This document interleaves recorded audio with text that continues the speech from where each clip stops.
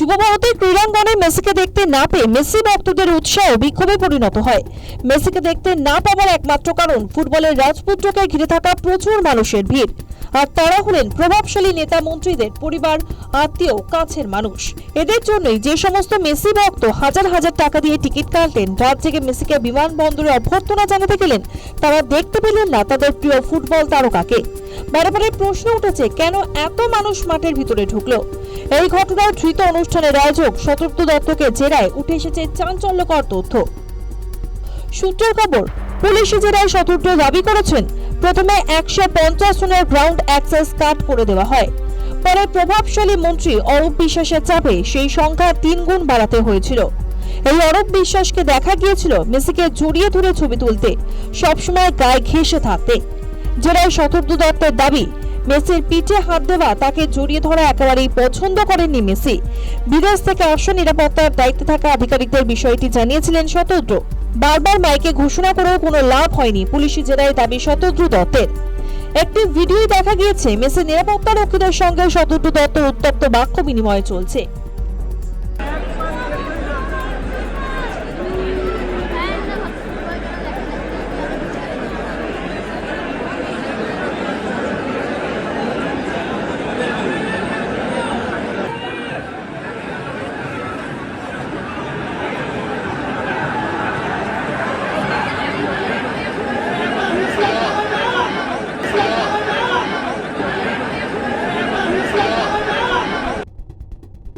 মেসির অনুষ্ঠানের টাকার উৎস কি? ইতিমধ্যেই তা নিয়ে খোঁজ খবর শুরু করেছে ইডি। কয়লা পাচারের সঙ্গে অনুষ্ঠানের টাকার যোগাযোগ আছে কিনা তা খতিয়ে দেখছে কেন্দ্রীয় তদন্তকারী সংস্থা।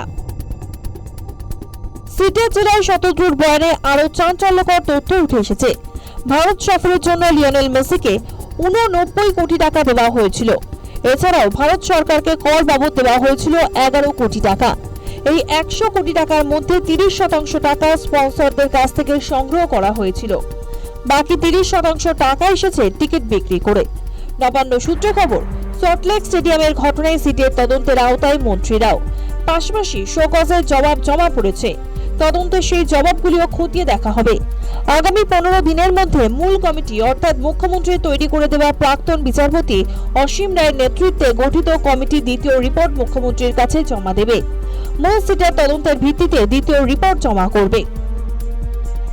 তবে সিটকে তদন্তের জন্য কোনো নির্দিষ্ট সময়সীমা বেঁধে দেওয়া হয়নি। এদিকে সল্টলেক স্টেডিয়ামের ক্ষয়ক্ষতির পরিমাণ খতিয়ে দেখছে রাজ্যের পূর্ত দপ্তর। সিট অনুমতি দিলে পুনর্নির্মাণের কাজ হবে।